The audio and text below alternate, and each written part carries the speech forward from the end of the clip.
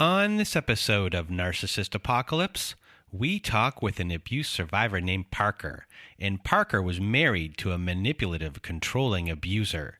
It's a story of spiritual abuse, entitlement, escalations, suicide threats, and custody.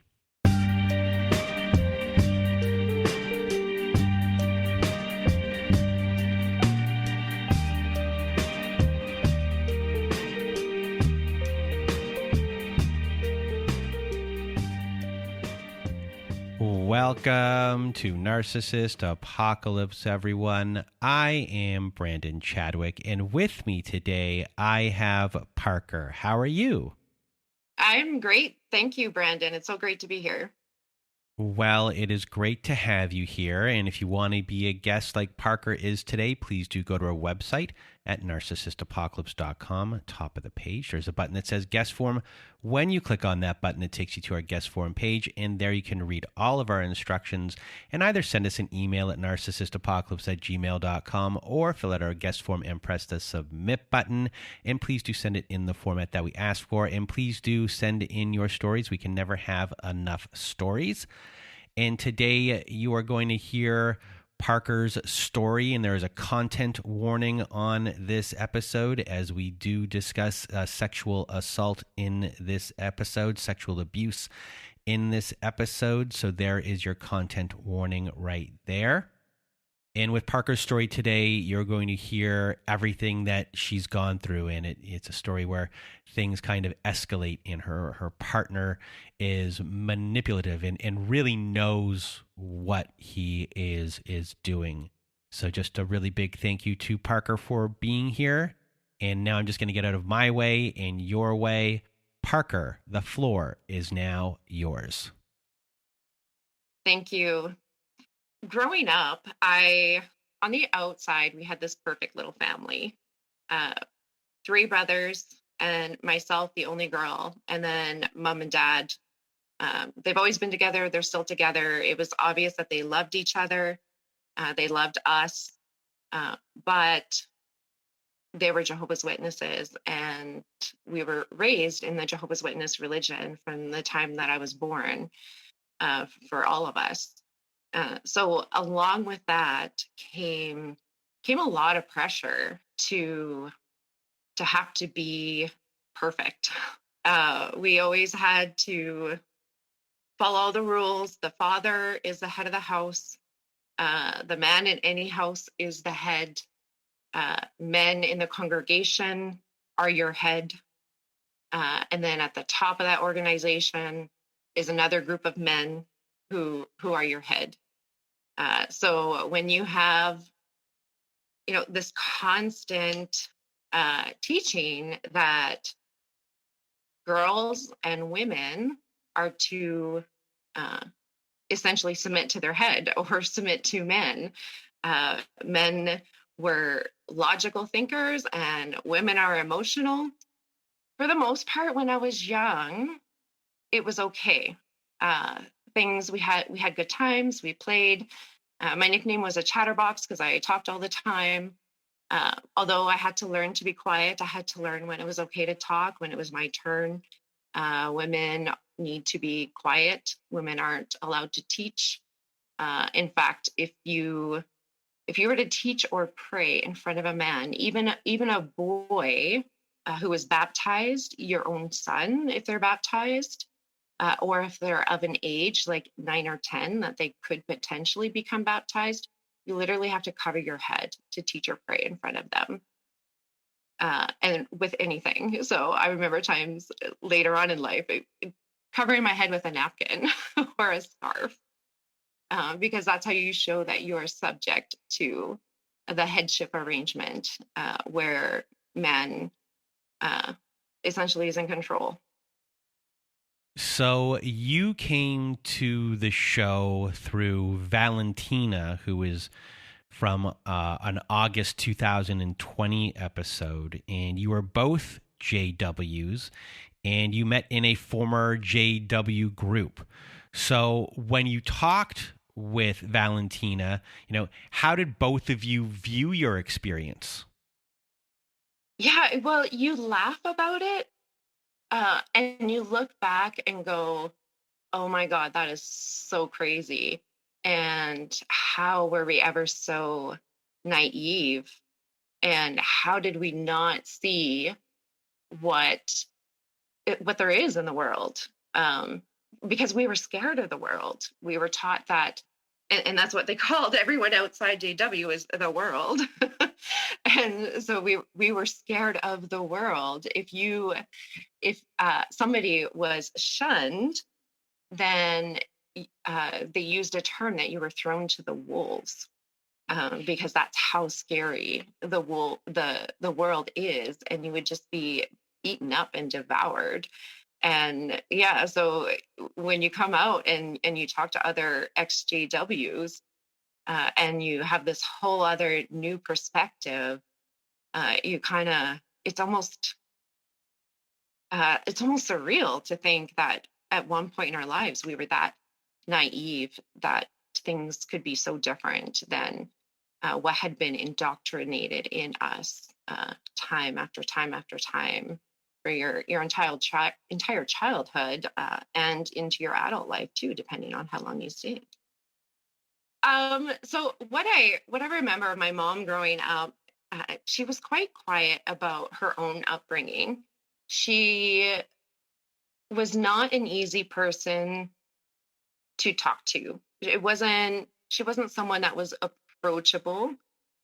She came off as judgmental of other people, as most JWs are, because it's just ingrained in you to judge everyone else, especially everyone within the organization, because they're not doing enough. They didn't study the Bible, but essentially the JW publications enough. They didn't participate enough. They didn't preach enough, or they didn't have the kind of boundaries that you're expected. Maybe they watched a movie that was adult rated instead of PG, or even a general or PG movie that had magic in it, or something else that was deemed to be inappropriate or unacceptable. And then my dad, like he was really mild and meek and kind hearted. Uh, and I was telling a friend the other day that I only remember two times that my dad got really angry.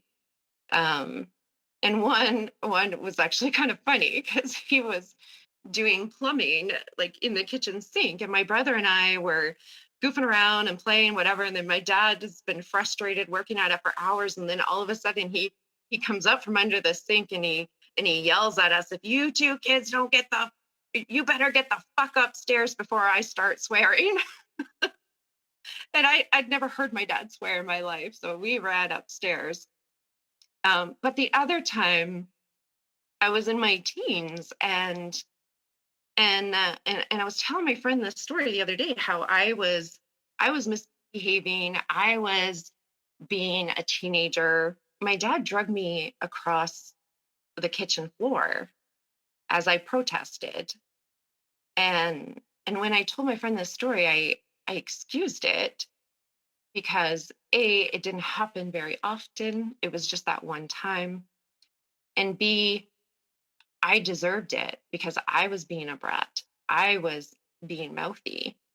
And my friend's reaction of shock took me off guard, and it made me think about it, because if I saw someone do that to their teenager, I I would I'd probably be traumatized from watching them do it.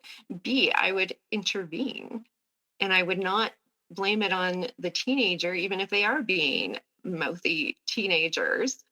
I would expect that the adult in the situation would know how to control their temper and set a good example for the teenager, and yes, discipline them, but not in that manner. So when I was 14 years old, my oldest brother, his best friend was 20, and he sexually assaulted me repeatedly over months. And so I finally got the courage up and I went and I talked to the elders, because there's all this like shame and guilt, and in JW you have to report if somebody does anything wrong, or you're complacent and you are just as guilty. And so I talked to the elders. So I'm 14 years old, and a shy 14-year-old, or a protected, I guess, 14-year-old. So I didn't know a whole lot about the world, and I didn't know much about sex. I didn't know my parents had had one conversation with me when I was 12. Well, my mom did. And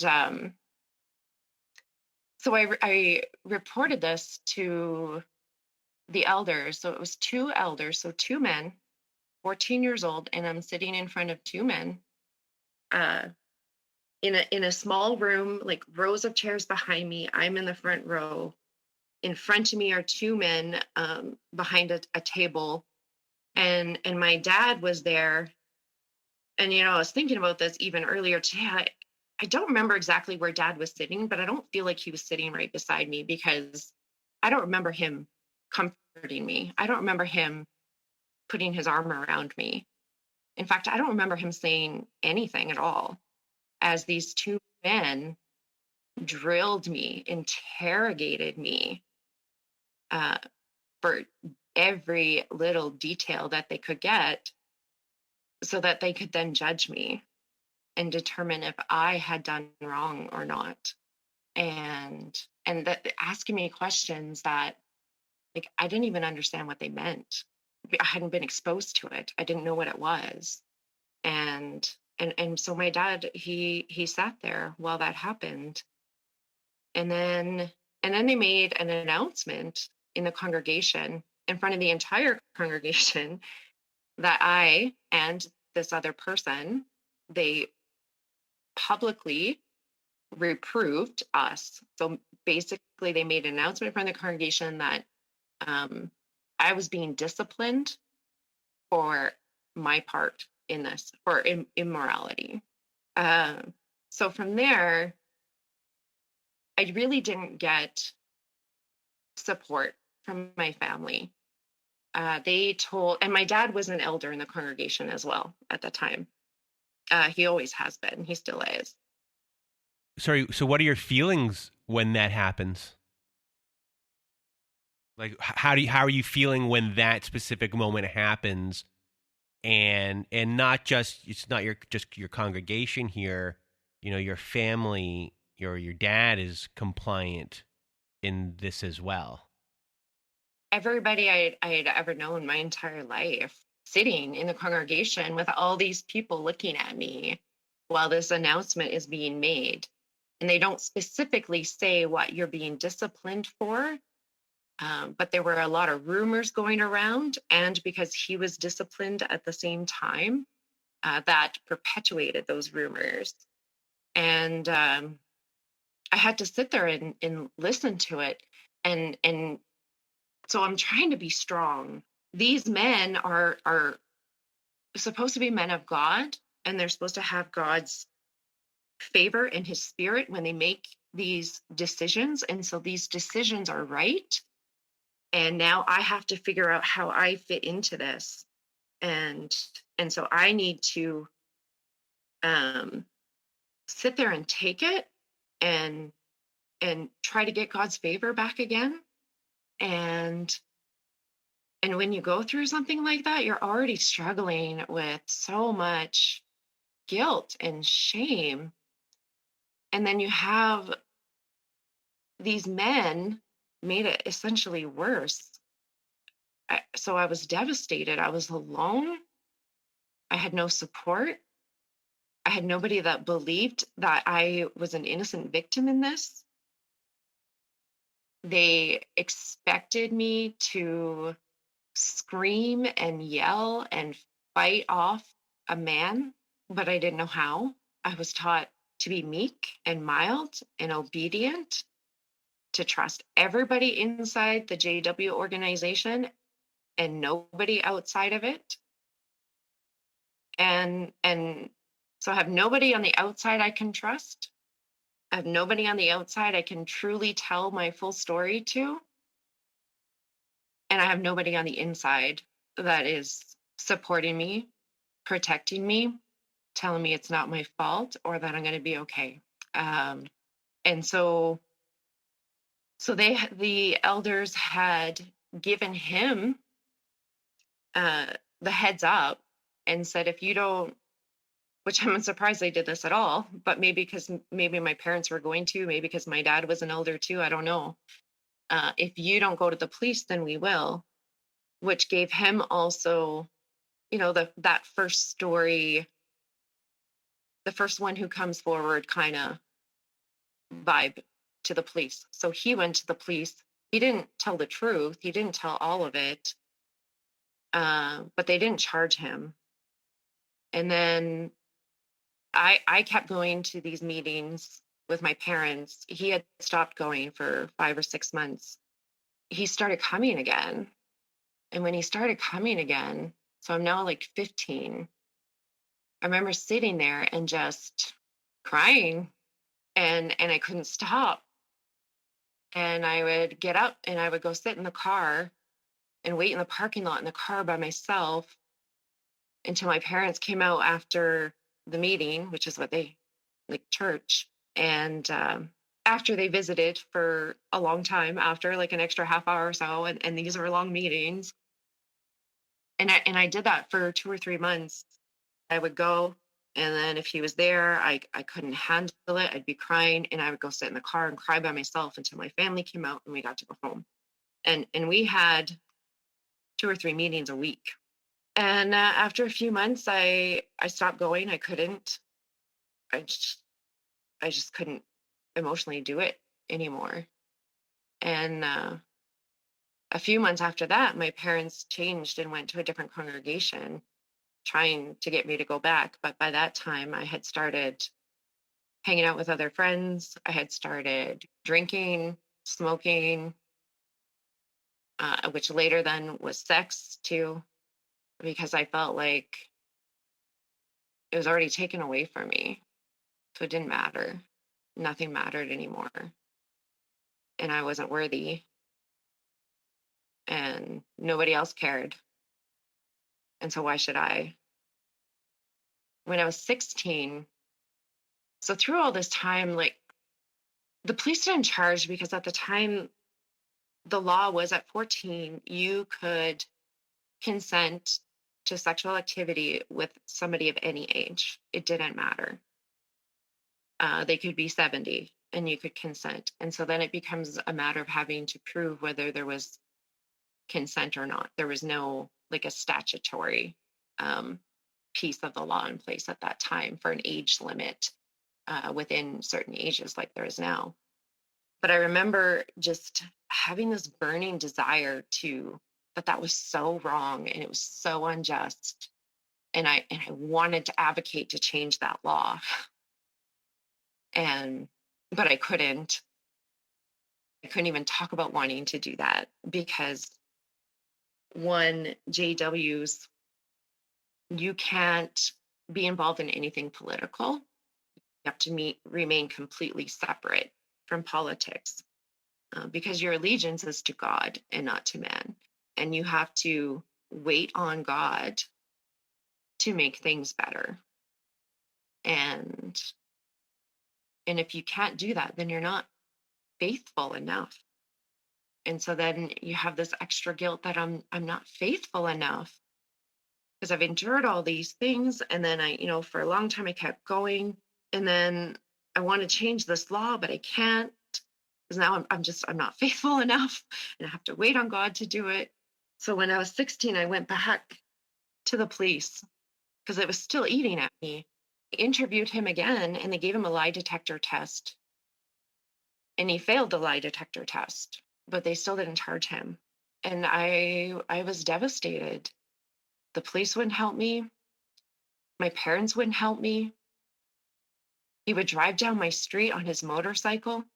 When I walk down the street, if I hear motorcycle, I was looking over my shoulder. I was scared. and he had made threats like that he knew people from Hell's Angels and that they made little girls disappear like me. Yeah, so I was scared and I was dealing with it all the time and nobody would help me. In fact, they blamed me and punished me publicly. And so I went, took a bunch of pills, and I didn't fall asleep. I threw up, and I threw up a lot, and I couldn't stop. My dad took me to the hospital, and the nurses there were really insensitive. So I part of my release from the hospital is I was given um I had to go get counseling, and I went for a few sessions, but it wasn't productive because I couldn't talk about my story. So I went to the counseling, but I really didn't get much from it because I was quiet and I had the weight of this vast organization on my shoulders, and I had to protect that organization.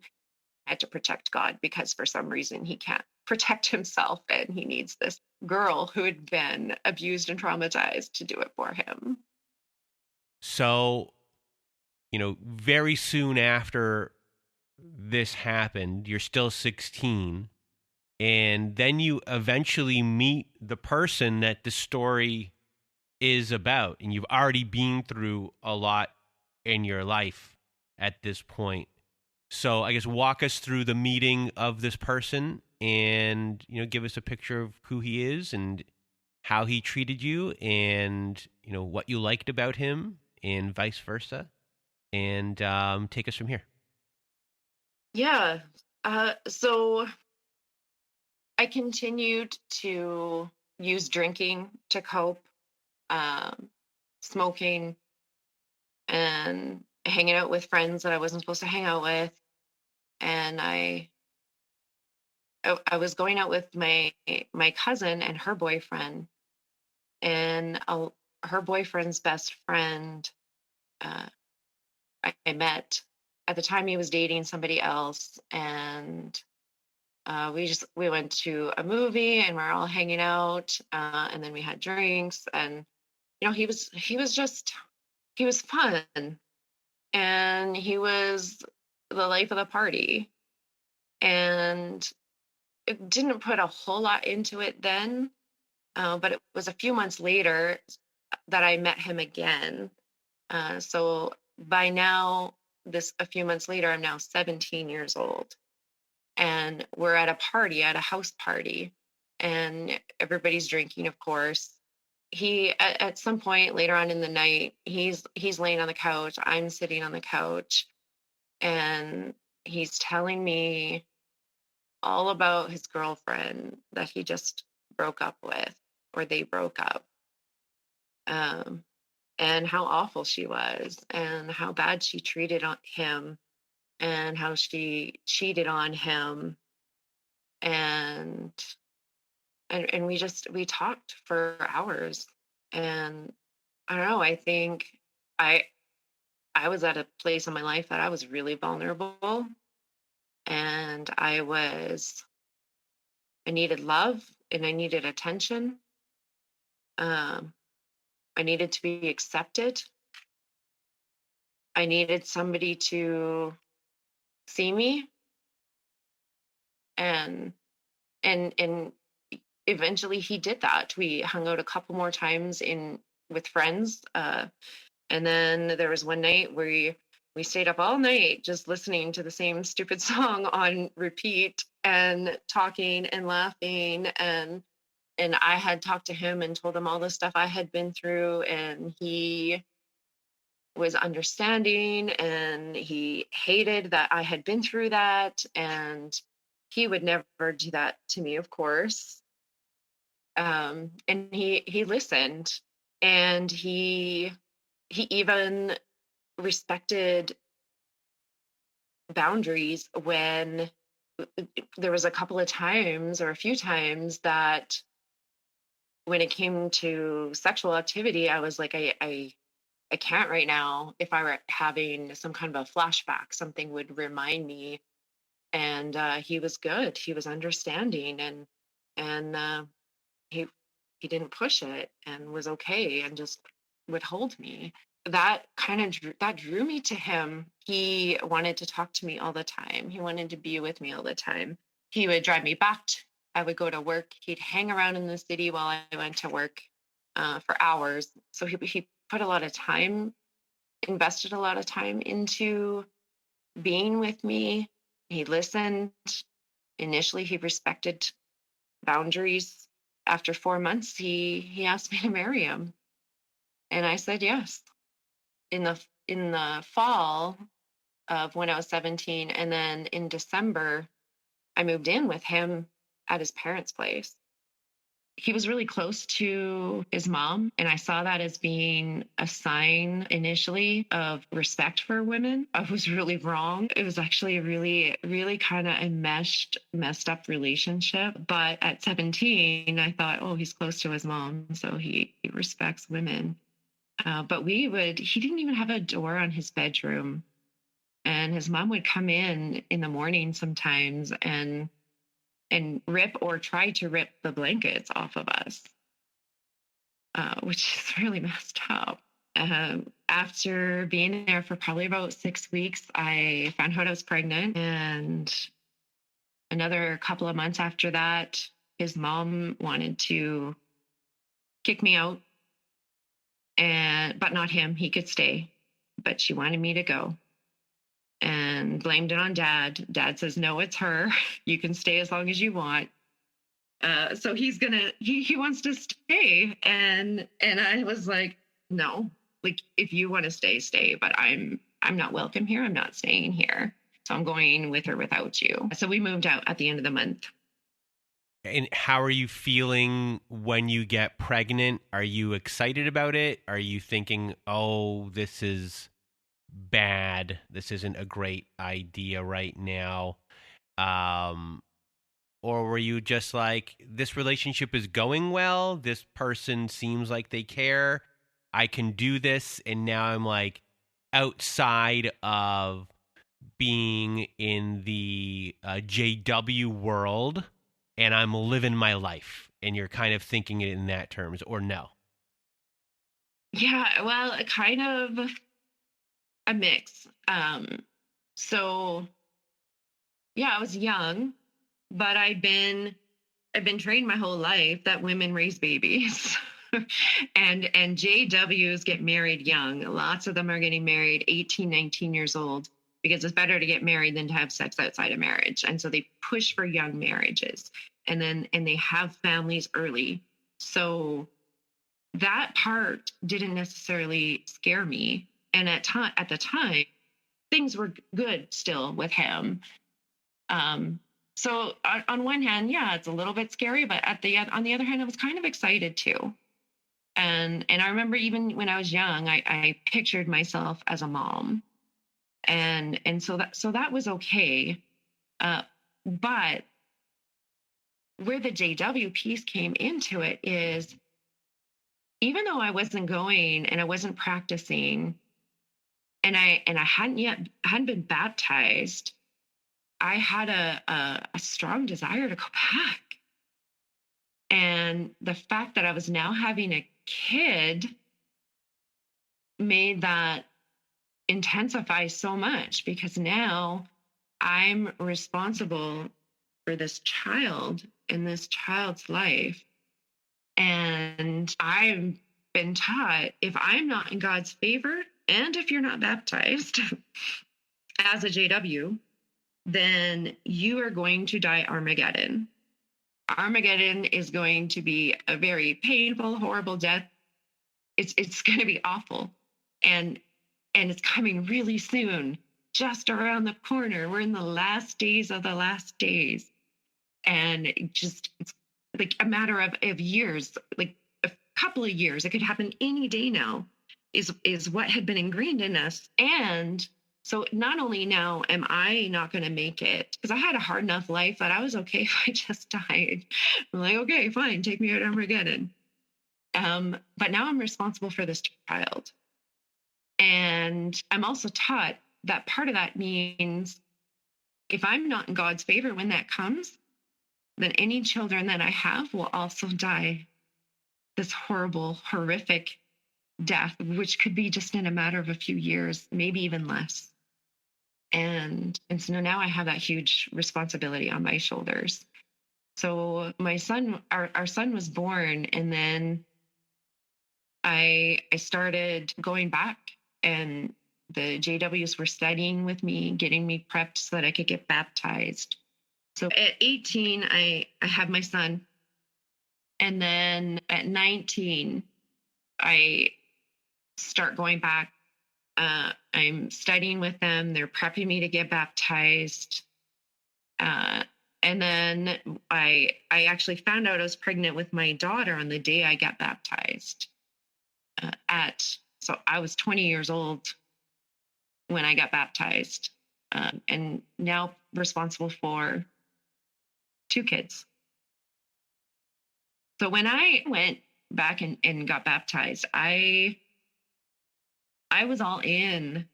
Like, I worked so hard.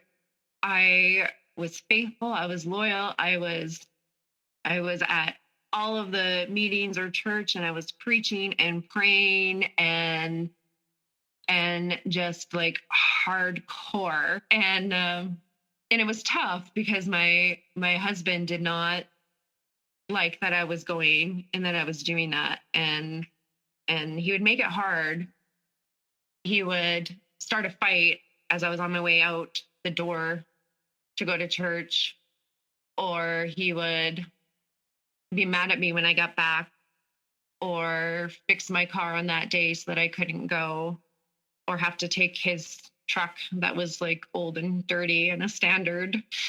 And yeah, so it was hard. Like, I was doing it with 2 little kids, and then at the same time, he's starting to go to change and be different. And he's given me the silent treatment for a week or weeks at a time. He won't talk to me. He won't tell me what's wrong. He's angry. You can cut the tension with a knife. I ask him something and I'd be lucky to get a nod, unless it's, do you want spaghetti or lasagna? And he might say lasagna. He's getting something out of it. Is it like he's just separating his life from yours and doesn't show interest in your life anymore, and is kind of just is he just unresponsive? And is he, if he's, besides unresponsiveness, is he putting you down in certain ways, or is it starting off here as like silent treatments and withholding?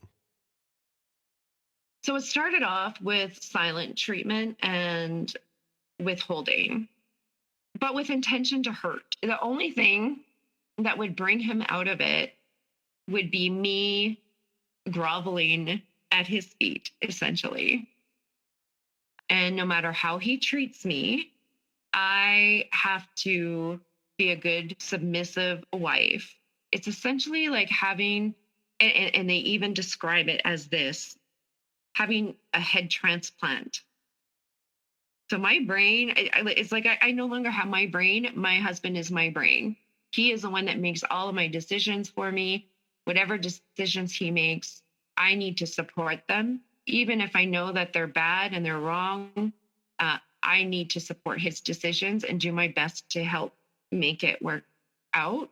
My dad's advice was to make him his favorite meal, his favorite dessert, make sure the house is clean, the kids are quiet and looked after, nobody's disturbing him, and just do or say to him whatever you need to do.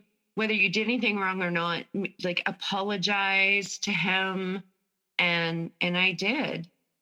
And I created a monster. When you're when you're describing what you just said, at that time, do the feelings from the sexual assault come back in any sort of way of how you are supposed to act and how you everything's kind of being reinforced at that time, or are you disconnected from that at that point? Yeah, I think at that point, I hadn't yet processed the connection. And really both of those then are connected back to the teachings and how I was taught to submit and obey, and that I had to do whatever it took to keep the family together and for my husband to be happy and for him to stay in the relationship. And yeah, so I don't think it wasn't necessarily that was coming back.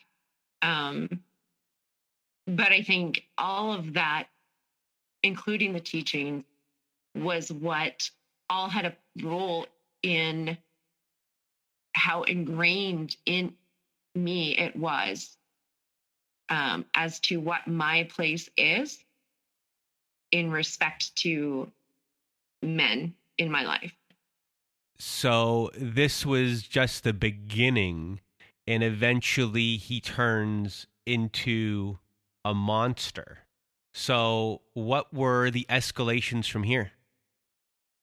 Yeah. So while we were still living where we were at the time, one of those things, when things started to get worse, we were at my mom and dad's.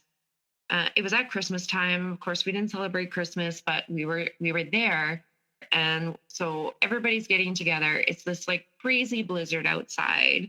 We've had probably a foot and a half of snow in a short period of time.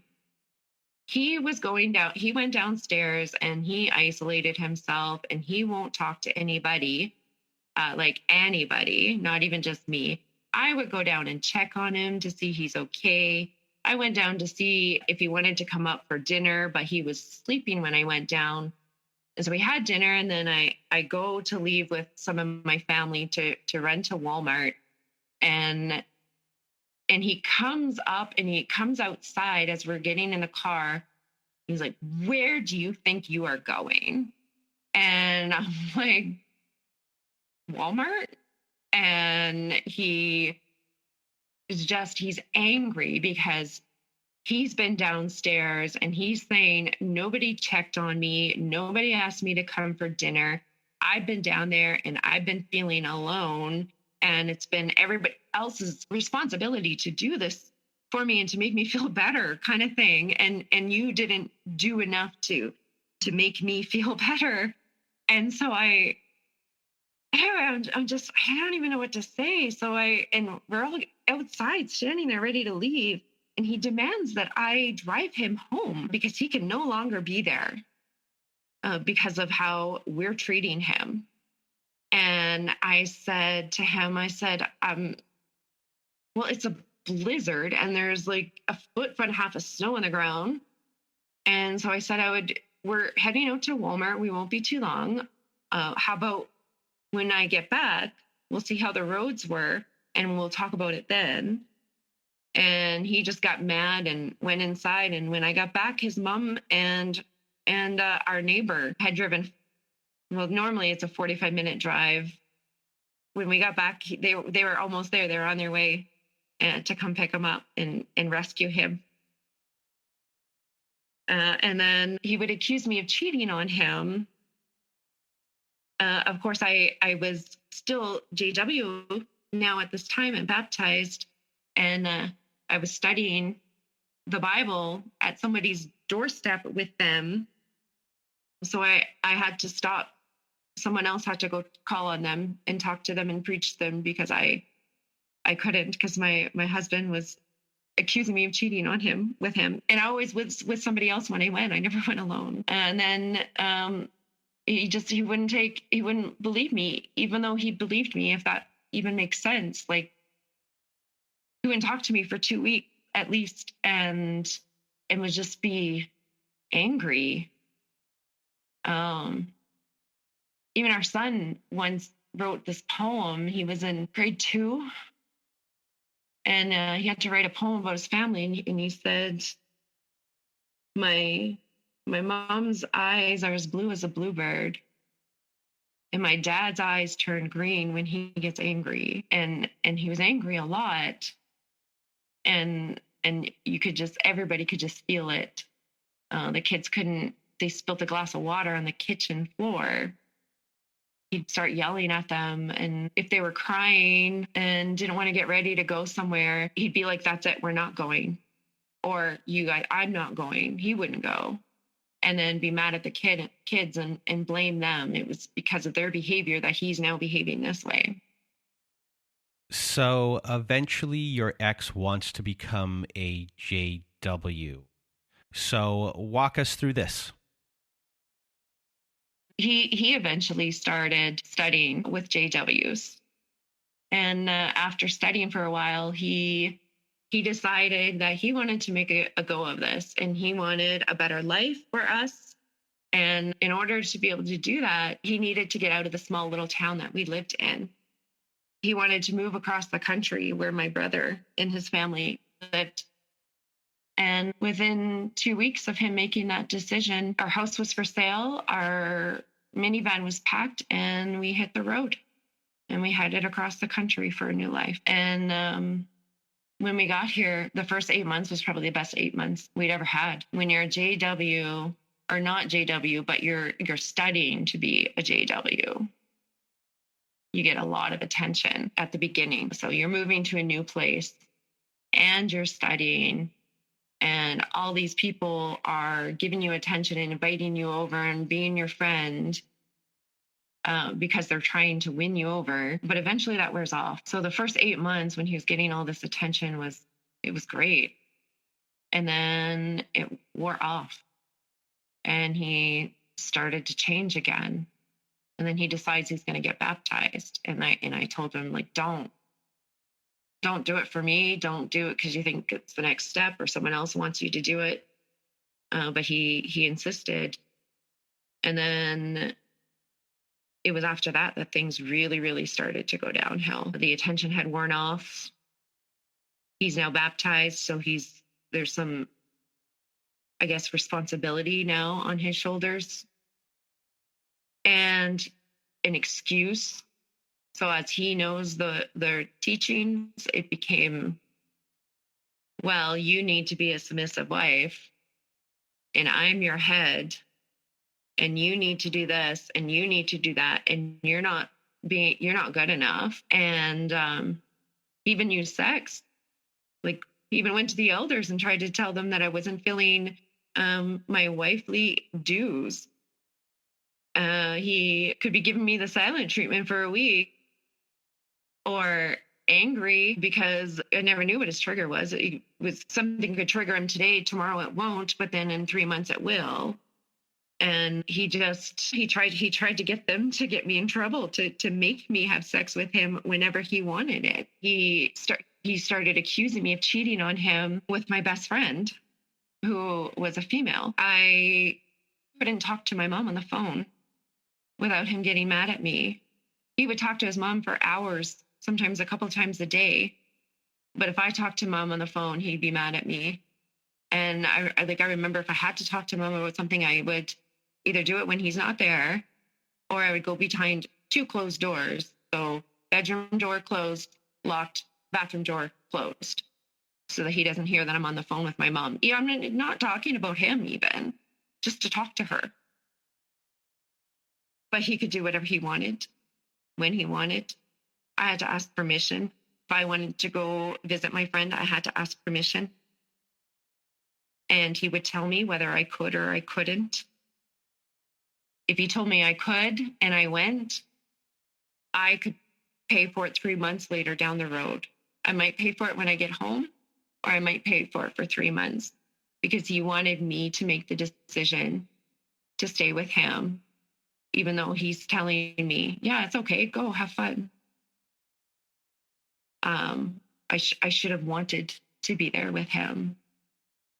Do you begin to self-regulate at this point, as far as not going out with people and knowing what his reaction is going to be and avoiding being raged at or being yelled at? Or did you still do what you were going to do anyway?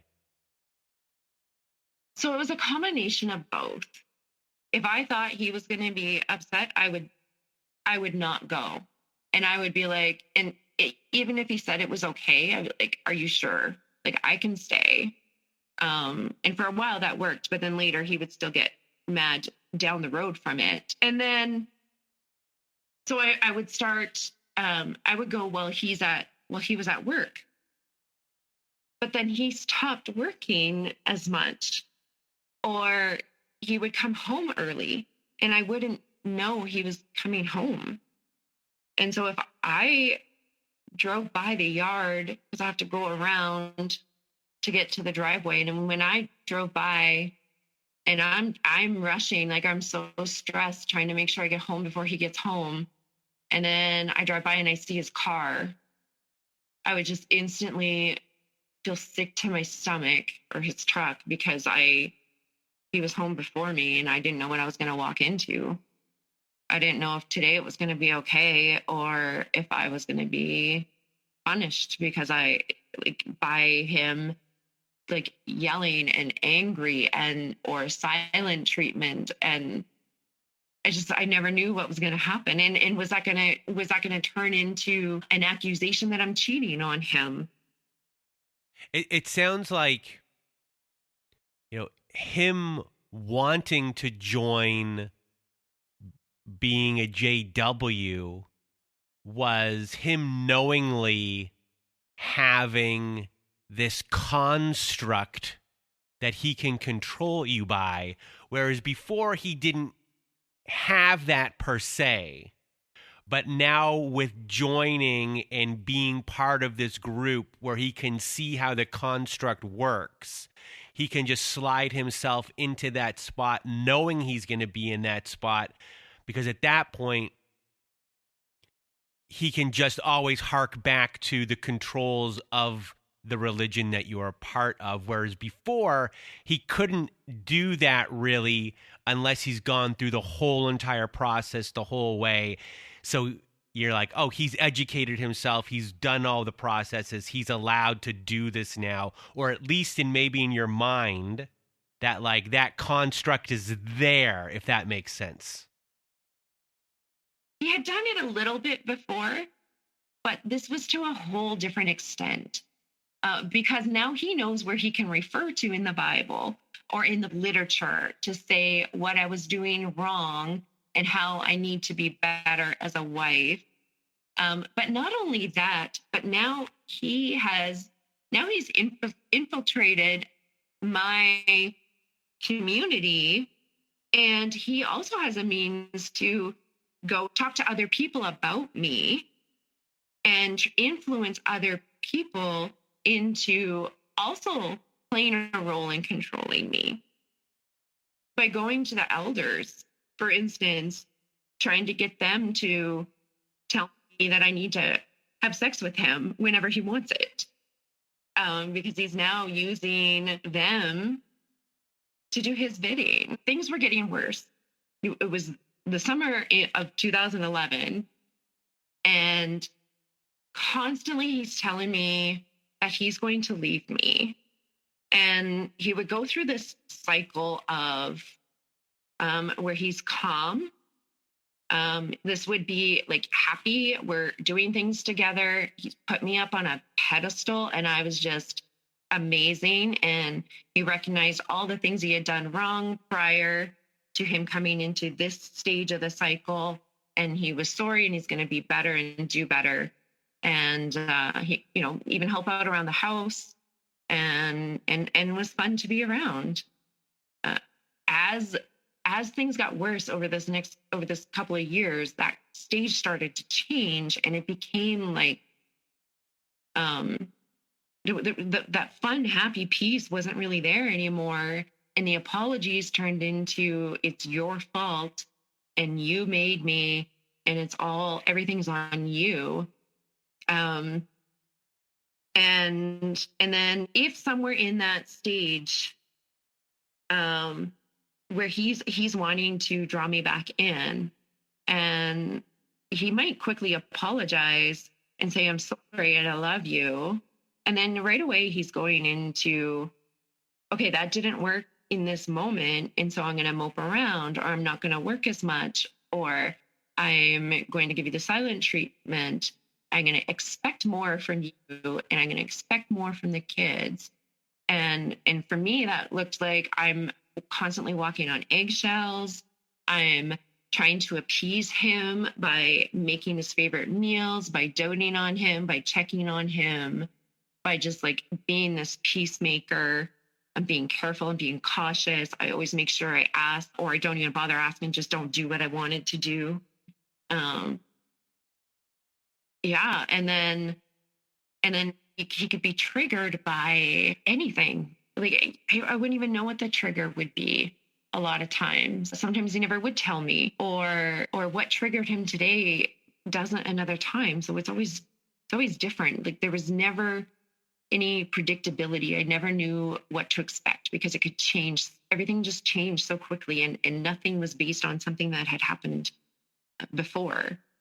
And then he gets into that more explosive stage where like he's angry. Maybe he's sitting there polishing off a bottle of hard liquor out of the bottle to try and like show a point. That's when he would start calling me down, and I'm never good enough, and everything was my fault, and I should have known, and I should have known what he was thinking, or I should have done something different, and I should have been better. And then he started getting into trying to use suicide as a way to try and manipulate me into getting what he wanted from me. So the first time that he had done that, and he's cycling through these different stages of being like calm and tension to this like explosive stage, and he's going through it like really, really quickly, sometimes within minutes, and then cycle right back again. So he could be like, I love you and I'm sorry and I need you and I'm gonna stay, to I just want to talk, and you need to be a better wife and you need to support me. He said he was gonna leave. And so I'm at a point in that this is when I'm setting a little bit more boundaries so that I can, so that we're looked after, so that everything, like his mood isn't going to determine my mood. And I'm no longer going to grovel at his feet and beg him to stay. And so he's escalating because he's desperately grasping to regain that power and control that he had over me. So then an event happens where your ex wants the kids to come back from a camping trip so he can tell them that he is leaving. And this is a really big escalation point where suicide threats or depression combined with it becomes a huge weapon. So walk us through this. As soon as he gets paid, he's going to leave, and he's going to take the paycheck, all of it, and all the money, whatever little bit there was, and he was going to leave and go move to this other city. And so I'm like, okay, like, you're moving on Friday. Do you have an apartment lined up? And he's like, well, no. And so it was probably one of the first times that I actually like kind of spoke back and was like not letting him use it to manipulate me. And I'm like, well, do you need help looking? Like, that's only a few days away. If you're moving on Friday, you're going to need an apartment. And so then he gets mad, and you don't love me. And I'm like, I wasn't the one that was leaving. You're the one telling me you're leaving. And he's demanding that I bring the kids back so that he can tell them that he's leaving. And I'm not bringing the kids there to do that. Especially when he's constantly telling me he's going to leave, and he never does, right? So bring the kids back and put them through that. And so as this is happening, and then he's getting worse, and he's getting angry, and it's just bad. And I was over at my friend's house, or our friends. They were JW too, but they lived across the street from us.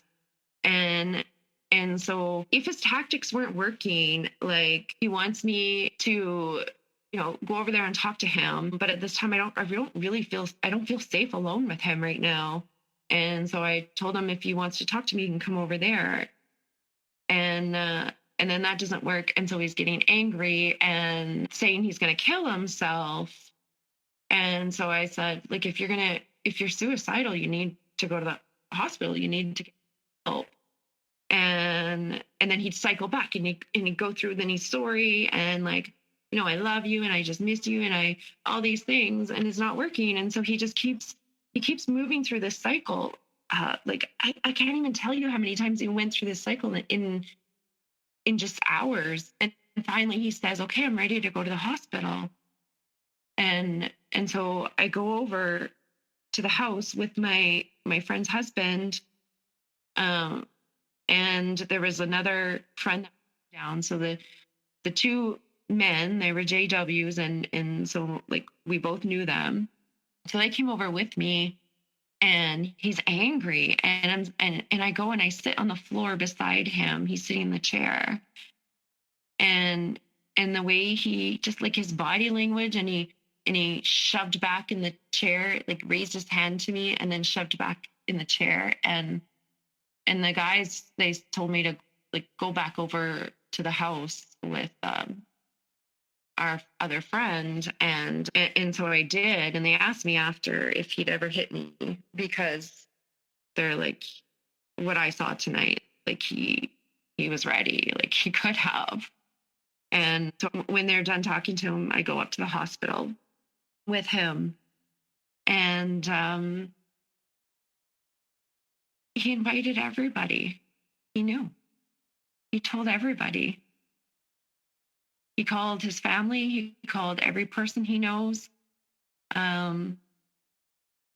had another friend that was in the hospital, and my ex would stay in the hallway to catch their visitors to come visit him. But he's in the hospital because he's suicidal, and because, as he said, look how bad you let it get. You make me want to die. You make me want to kill myself. This is how bad you let it get. You let it get to this point. And he's gathering all these visitors and getting all this attention. And then he was there for a couple of days, and then the doctor called me and told me that they were going to release him.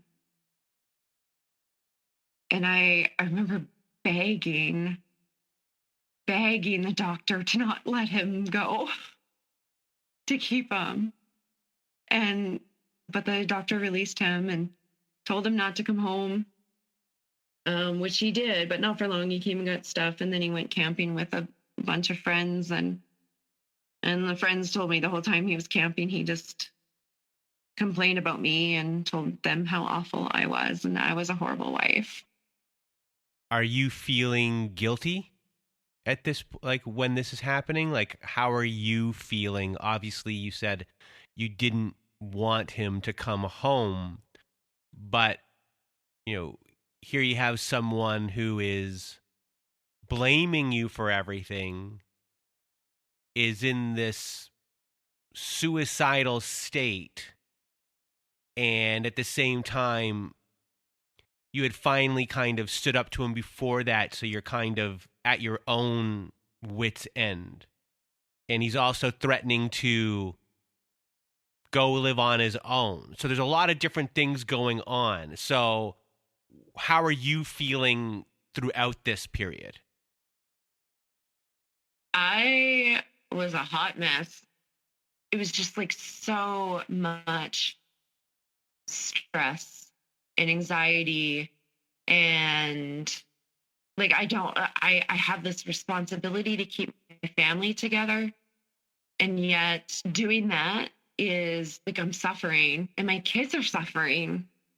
When he gets back from camping, he immediately is jumping back into the cycle again. So now 4 days after he had been discharged from the hospital, we go through this whole thing all over again. And we get to the point again that he says, okay, I'm ready. Take me to the hospital. See, look how bad you let it get. You make me want to die. So it's like, if you don't give in to me and what I'm demanding from you, then I'm going to kill myself, and it's going to be your fault. Or I'm at least going to make you think that. And so this time when my friend came with me over to the house to go get him, I go in to go change into the bedroom, and my friend says he just collapses on the floor, like dramatic, throw himself onto the floor and like wailing. And then when we get up to the hospital and we have to stop at the nurse's desk to register, the nurse says to him, back so soon? And he says, yeah, I just missed it here. You guys are so friendly, and I got to watch the baseball game. And I'm sitting there going, the fuck? And he gets our friend to like come in the room. He's like, where is he? Get him to come in and visit. And so this time, now going through the same process all over again, I am sitting there waiting for the doctor, and I am shaking so bad. Like my knees are shaking, and they're going like together, and I'm trying to stop it, and then they're separate and then together, and it doesn't matter what I do or how I move, I can't stop my legs from shaking. And then after talking to the doctor, and I go to leave because now, okay, doctor's gone, I can go, and it's late, and I'm just booting it down the hallway because I am done, and I've got nothing in me, and I am just completely drained, and I'm exhausted, and I just want to lay down and cry. And the doctor starts, like, he hollered at me, and I heard him, and I can hear him chasing me down the hallway. But I am speed walking it out of there because I just need to get out. And he ran around me, and he ran in front of me. And he says, I know there's more going on than what you can tell me in front of him. So I need you to tell me the rest of the story. And so that's when he was diagnosed with borderline personality disorder, traits of narcissistic personality disorder, and histrionic personality disorder traits. And it gave him, well, first the doctor, he told me not to come in to visit unless I really wanted to. He told me not to bring his phone, so he can't call people and tell them he's there. And the doctor was going to tell the nurses not to be in there fluffing his pillows. And he said, I'm going to keep him as long as I can so that he realizes this is not a place that he can come to manipulate you into giving in to whatever it is that he wants. And that was the beginning of the end. Really, it gave him power to be able to do whatever he wants now. You know that I have this diagnosis. You know that I am like this. You know these medications, these new medications that the doctor told me not to Google side effects. You know they have these side effects, and you need to support me, and you need to, go through this with me, and you need to. And there was no responsibility on him. It was all on me.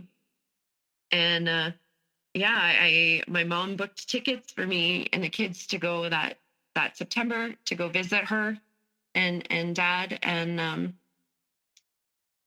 it was free other than the taxes. So $300 and some bucks, 3 tickets. We're going for the month of September, and man, did I ever need a break. And he said yes, because of course I asked for permission, and booked them right away once he said yes. Went out with friends. He's drinking. We get home and he's chasing me around the house, following me around the house, at me, yelling at me. If I see 1 cent of that money gone, you'd better not come back.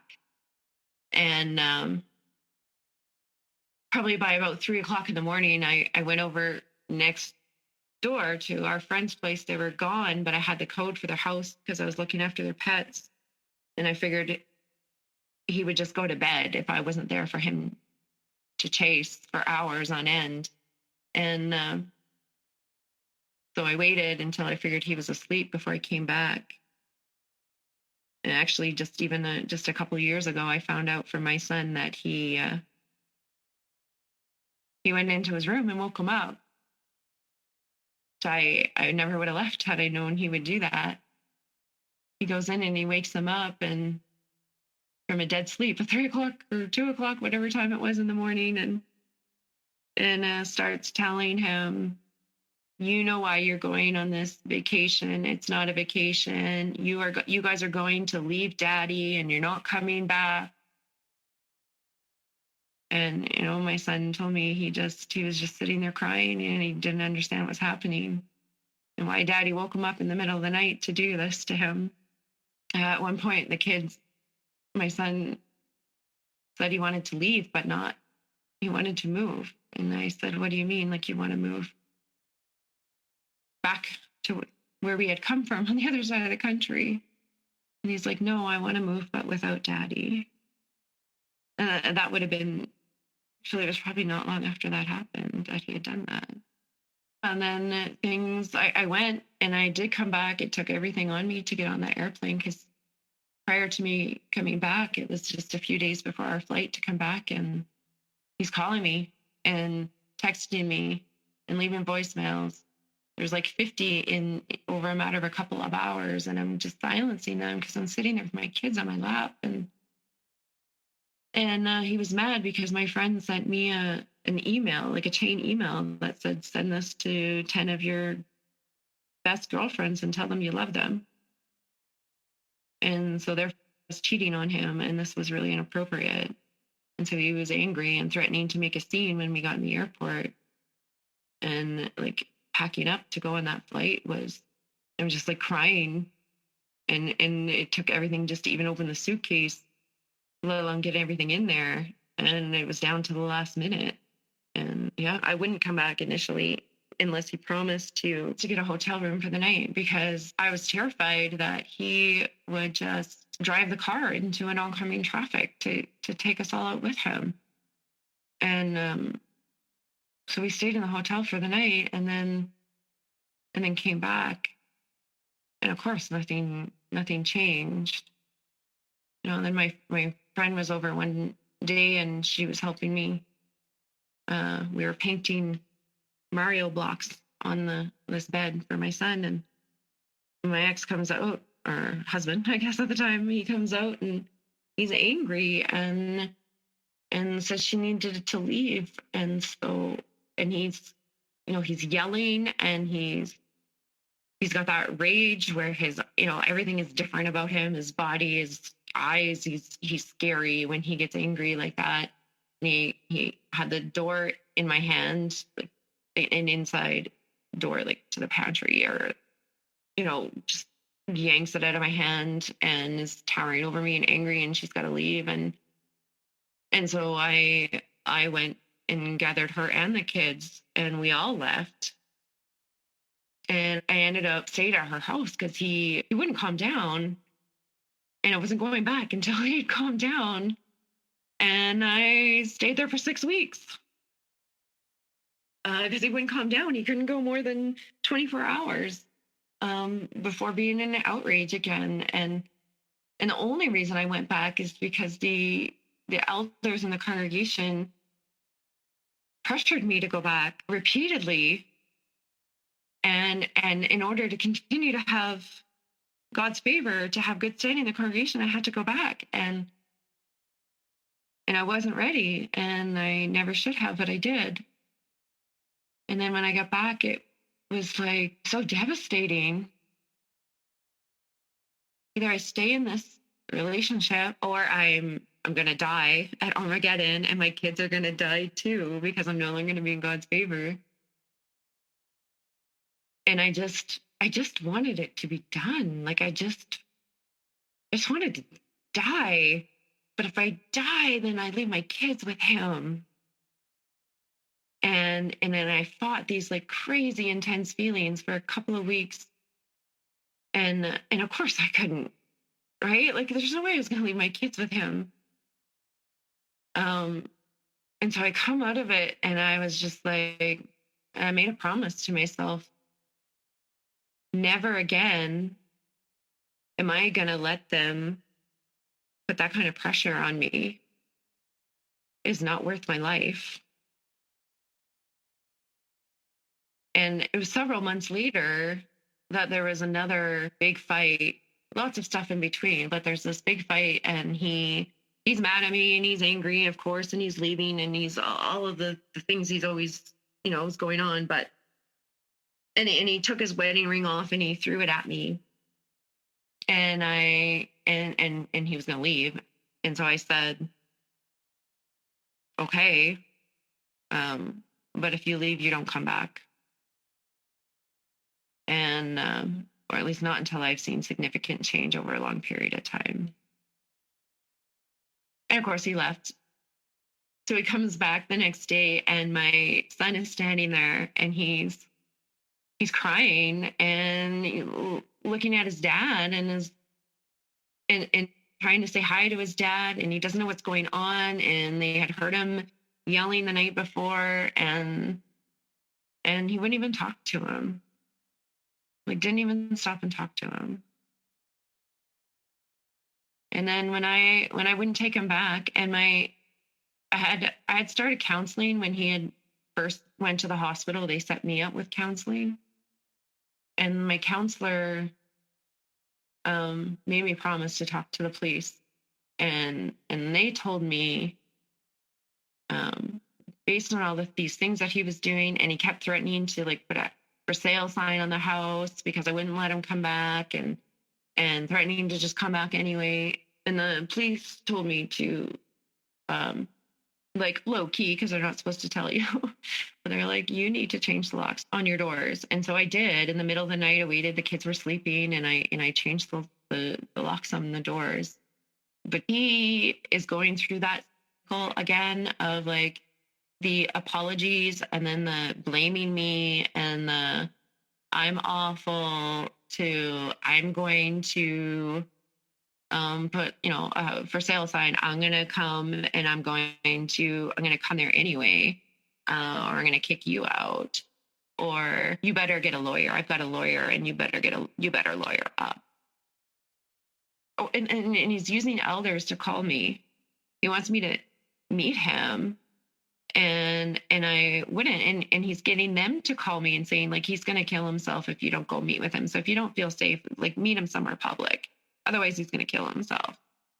And I was like, no, if you think he's going to kill himself, you need to go deal with it. You go meet with him. You call the cops and get them to take him to the hospital. You take him to the hospital. That is not on me anymore. So he's using all these tactics. And when he told me to lawyer up, I went to try to get a lawyer. I went to the legal aid office because at the time I was just working part-time. And so I went to legal aid to get a lawyer, and he's texting me saying that he went to the police. And I wouldn't give him the kids, but it was also recommended that I don't hand the kids over. And that instead, like at least not when he was in a rage. And I offered, like, I'll meet you in public somewhere. We can go swimming, right? And then at least we can see them. But I thought for sure he would use the kids. He would hurt the kids to hurt me or take off with them. Like he's always saying he's going to leave, and he's always using suicide as a threat. And so that was like, I was really genuinely fearful that he could either like hurt them or murder suicide to hurt me or take off with them, and I never see them again. And then he tells me that he's called the police, and then he doesn't get what he's trying to get. He wants me to drop the kids off at 5:00. And then he tells me he called Children's Services and that this was parental alienation and this is our caseworker. And so I'm in legal aid when he's sending me all these texts in the same building. So I walked down the hallway to Children's Services and I talked to the person that he told me he talked to and explained to them what's going on. And they're like, oh my God. And they're like, do not hand the kids over to him. And then he said he was going to go to the police if he didn't have the kids by 5 o'clock. And he was going around town looking for me. He was calling people and texting people and showing up at people's houses trying to find me. And if he didn't have them by 5 o'clock, then he was going to go to the police and report the kids as having been kidnapped by their mother. And so now I'm thinking, then what? Are the kids going to go in foster care? Well, they have to sort this out because of all the things that he's going to go in. Like, because he's trying to use this as this control, and then the kids are going to end up in foster care. And like, yeah, it was just, it was awful. And I talked to a friend that used to be in policing, and they told me about the emergency protection order program. So I drove, it was after hours, and I drove to the city a couple hours away, and I was able to get an emergency protection order. It was one of the hardest decisions to ever make because I loved him. I loved him. He was my childhood sweetheart, right? Like, we met when we were 16. We started dating when I was 17. We'd been together this was now like year 12. Well, married for 12 years, but we were together a year and a half before we got married. And plus all the pressure from the organization and having this responsibility to keep the marriage together. And so it was the hardest decision to make. But when I walked out of that room and I'd been granted an emergency protection order, it was like this huge relief off my shoulders. And it's like this little kid on the playground that's being bullied, and then a bigger kid comes up and stands up behind you, and that bully loses their power. And we had to go back. You have to go back after 10 days to have it confirmed. And when we go back, he has an opportunity to present, and he wrote, there's so many lies, like his affidavit, everything he wrote in his affidavit about me were all the things that he was doing to me. And so they had to put it over to a trial date. And so we go back to court after 3 months to have this reaffirmed. It has to be set to a trial because we have such different stories and affidavits. And at the trial, which I was supposed to get representation, but legal aid didn't represent it. So I represented myself. And he brought 2 JWs, men that were friends of ours. And they testified in court against me getting this protection order because they hadn't seen it for themselves. But I think they just need to sit in a room and work it out. And I had everything documented. And the only thing he could say was, as he's grasping for straws, like, yeah, well, she stayed out until 10 o'clock at night, expecting the judge to react to that. So they finally, I get it granted, the EPO. So now it's going to be on for a full year from the time that I had originally got it. That judge wanted to put the kids back on it so he couldn't have any contact with them. And I told the judge that he didn't need to because I had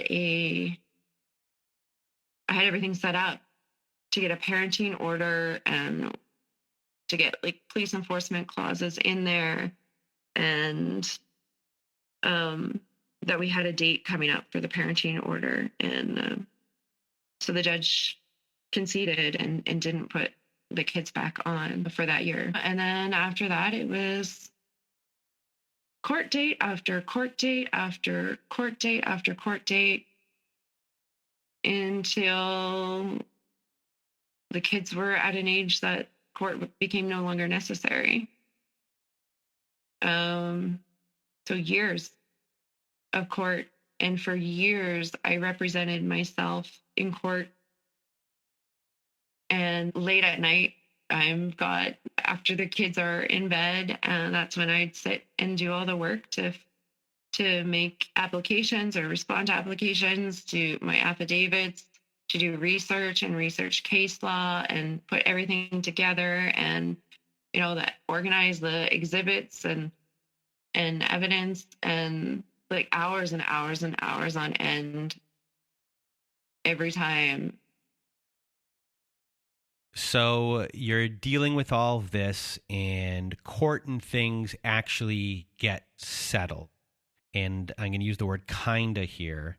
And that's because when your daughter is 13 years old, that's when your ex concocts a plan to take your daughter. And this involves your sister-in-law as well. And this went back and forth for a while, where secret calls are actually happening, where your sister-in-law and your ex are really trying to convince your daughter that you are bad, and they're really putting that into her, and panic is put into her, and she's just caught in this whirlwind. And he accuses you of physical abuse of your daughter, and they do a psych evaluation on her. And because of all of these lies that she's being fed, that she ends up believing, your ex then gets primary custody of her. So what was this whole entire experience like, this type of experience? And, how did you feel when this got granted? That was the hardest, because that's my girl.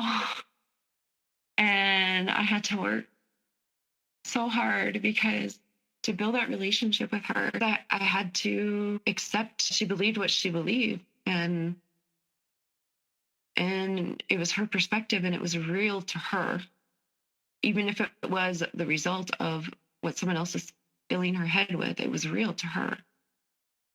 And so I had to approach building that relationship with her from that perspective. And in the meantime, he's saying all these horrible things about me, and reading emails from lawyers, and like making up this stuff about the EPO, and me keeping them from him and trying to turn them against me. And our son was older and always just a little bit more mature beyond his years. And so he didn't fall prey to it. And so he really focused on our daughter, and she was younger, and it worked. And I fought so hard, but eventually, after living with him, she saw through it. When they're younger, they're wanting me to answer to all these things that he had put to them. And I wouldn't, because they were too young to hear all of that, and they didn't need to know. And it wasn't going to help. It would just hurt them. And so she moved back home. She was 16, and he was absolutely outraged. She said she wanted to much earlier, but she was scared of his reaction, which she was right to be. It was not good. And then she apologized to me in the kitchen. We're standing there one day. She's 17 now. And she's like, "Mama, I am so sorry for all the things I said to you and about you." Because all of her friends thought I was horrible until they met me. They're like, "I don't understand why she doesn't like her mom." And then she apologized, and she says, "Mom, I'm so sorry for all the things I said to you, all the things I said about you." She said, "I didn't realize it at the time, but everything I said was like exactly all the things Daddy was saying to me about you." No, like, "I know, honey, I know." She's like, and it's okay. She's like, "You do? How do you know that?" And I'm like, it's nothing I'd never heard before.